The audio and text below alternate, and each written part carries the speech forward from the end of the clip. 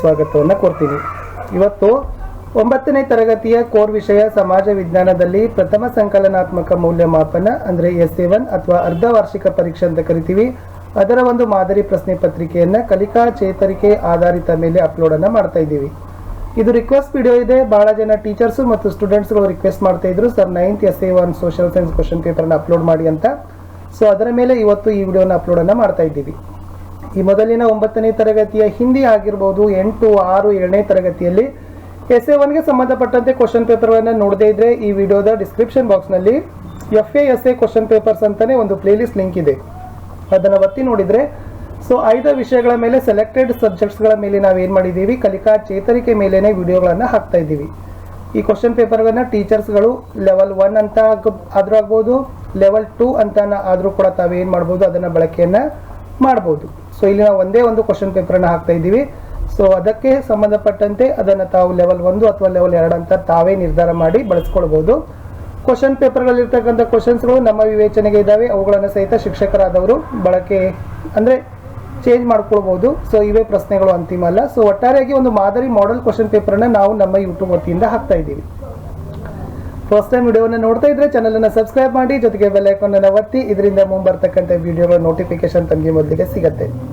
ವಿಡಿಯೋವನ್ನು ಲೈಕ್ ಮಾಡೋದರ ಜೊತೆಗೆ ನಿಮ್ಮದೇ ಆಗಿರ್ತಕ್ಕಂಥ ಫ್ರೆಂಡ್ಸ್ ಆಗಿರ್ಬೋದು, ಸ್ಕೂಲ್ ವಾಟ್ಸಪ್ ಹಾಗೂ ಟೆಲಿಗ್ರಾಮ್ ಗ್ರೂಪ್ಗಳಲ್ಲಿ ಈ ಲಿಂಕನ್ನು ಹೆಚ್ಚು ಶೇರ್ ಮಾಡಿ ಅಂತ ಹೇಳ್ತಾ ಶುರು ಮಾಡೋಣ. 9th ಅಲ್ಲಿ SA1 question paper social science ಅಲ್ಲಿ ಇರ್ತಕ್ಕಂಥದ್ದು. ಇಲ್ಲಿ ಒಟ್ಟು 25 ಕಲಿಕಾಂಶಗಳನ್ನು 9ನೇ ತರಗತಿಗೆ ನಿರ್ಧಾರವನ್ನು ಮಾಡಿದ್ದಾರೆ. ಓಕೆ, ಆ 25 ಕಲಿಕಾಂಶಗಳಲ್ಲಿ ನಾವು ಇವಾಗ ಏನು ಮಾಡ್ತಾ ಇದ್ದೀವಿ, 12 ಕಲಿಕಾಂಶಗಳ ಮೇಲೆ ಸೊ SA1 ಕ್ವಶನ್ ಪೇಪರನ್ನು ಸೊ ಇಲ್ಲಿ ಸೆಟ್ ಮಾಡಿದ್ದೀವಿ. ಸೊ ಯಾವೆಲ್ಲ ಕಲಿಕಾಂಶಗಳನ್ನು ತೆಗೆದುಕೊಂಡಿದ್ದೀವಿ ಅಂದರೆ ಇತಿಹಾಸದ ಮೂಲಾಧಾರಗಳಿದೆ, ಕಾಲಗಣನೆ, ಆಧುನಿಕ ಯುರೋಪಿನಲ್ಲಾದ ಐತಿಹಾಸಿಕ ಬದಲಾವಣೆಗಳು, ಯುರೋಪಿನಲ್ಲಿ ಪುನರುಜ್ಜೀವನ, ಭೌಗೋಳಿಕ ಅನ್ವೇಷಣೆ, ವಸಾಹತುಶಾಹಿ ನೀತಿಗಳು, ಭಾರತದ ಸಂವಿಧಾನ, ಕೇಂದ್ರ ಮತ್ತು ರಾಜ್ಯ ಸರ್ಕಾರ, ಅಕ್ಷಾಂಶ ಮತ್ತು ರೇಖಾಂಶ, ಕರ್ನಾಟಕದ ಪ್ರಾಕೃತಿಕ ವಿಭಾಗಗಳು, ಕರ್ನಾಟಕದ ಹವಾಮಾನ, ಅರ್ಥವ್ಯವಸ್ಥೆ. ಈ ಪಾಠಗಳ ಮೇಲೆ ಏನು ಮಾಡಿದ್ದೀವಿ, 80 ಅಂಕದ ಪ್ರಶ್ನೆ ಪತ್ರಿಕೆಯನ್ನು ರೆಡಿ ಮಾಡಿ ಇಲ್ಲಿ ಪೋಸ್ಟ್ ಮಾಡ್ತಾ ಇದ್ದೀವಿ. ಸೊ ವಿಶೇಷವಾಗಿರ್ತಕ್ಕಂಥ ಎಲ್ಲ ಕಲಿಕಾಂಶಗಳಲ್ಲಿ ಅರ್ಧದಷ್ಟು ಇತಿಹಾಸದಿಂದಾಗಿರಬಹುದು, ರಾಜ್ಯಶಾಸ್ತ್ರ, ಭೂಗೋಳ, ಅರ್ಥವ್ಯವಸ್ಥೆಯಿಂದ ಸಾಧ್ಯವಾದಷ್ಟು ಅರ್ಧದಷ್ಟು ಕಲಿಕಾಂಶವನ್ನು ತೆಗೆದುಕೊಂಡಿದ್ದೀವಿ. ನೋಡೋಣ ಕ್ವಶನ್ ಪೇಪರ್ ಪ್ರಶ್ನೆ ಪತ್ರಿಕೆ. ಸೊ ಅಂಕಗಳು 80, ಅವಧಿ 180 ನಿಮಿಷ ಅಂದರೆ 3 ಗಂಟೆಗಳು. ಮುಖ್ಯ ಪ್ರಶ್ನೆ ಒಂದಿದೆ, ಈ ಕೆಳಗಿನ ಅಪೂರ್ಣ ಅಥವಾ ಬಿಟ್ಟ ಸ್ಥಳಗಳಿಗೆ 4 ಆಯ್ಕೆಗಳನ್ನು ಕೊಟ್ಟಿದ್ದಾರೆ. ಸರಿಯಾದ ಆಯ್ಕೆಯನ್ನು ನೀವುಗಳು ಅದರ ಕ್ರಮಾಕ್ಷರದೊಂದಿಗೆ ಬರೀಬೇಕಿತ್ತು. 8 ಪ್ರಶ್ನೆ, ತಲಾ ಒಂದಕ್ಕೆ 1 ಅಂಕ, ಒಟ್ಟು 8 ಅಂಕ. 1ನೇ ಪ್ರಶ್ನೆ ಬಂತು ನೋಡಿ, ಸಿಯುಕಿ ಕೃತಿ ಬರೆದ ವಿದೇಶಿ ಸಾಹಿತ್ಯಗಾರರು ಅಂತ ಕೇಳಿದ್ದಾರೆ. A ಪಾಹಿಯಾನ, B ಹುಯನ್ಸ್ತಾಂಗ್, C ಸಿಲೋನಾ, D Megasthenes. ಪ್ರಶ್ನೆ 2, ಒಂದು ಶತಮಾನ ಎಂದರೆ ಎಷ್ಟು ವರ್ಷಗಳು? A1, B10, C100, D 1000. ಪ್ರಶ್ನೆ 3, ಕಾನ್ಸ್ಟಾಂಟಿನೋಪಲ್ ನಗರ ವಶಪಡಿಸಿಕೊಂಡ ವರ್ಷ? A ಸಾಮಾನ್ಯ ಶಕ 1451, 1452, 1453, 1454.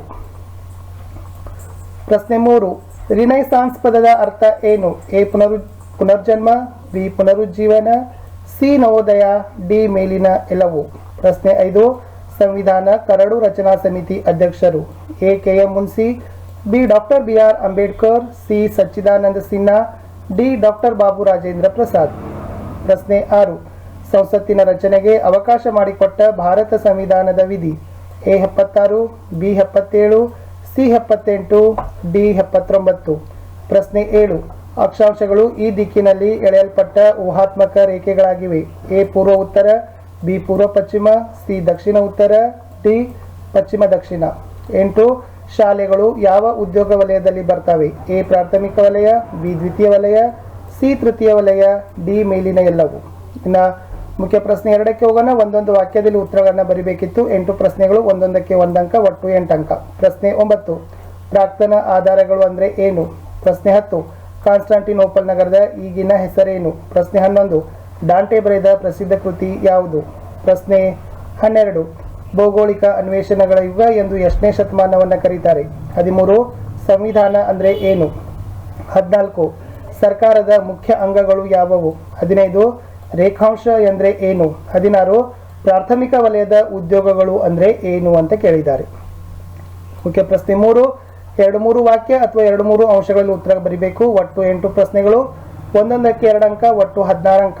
ಪ್ರಶ್ನೆ 17, ಇತಿಹಾಸದ ಆಧಾರಗಳಲ್ಲಿ ಶಾಸನಗಳ ಮಹತ್ವವೇನು?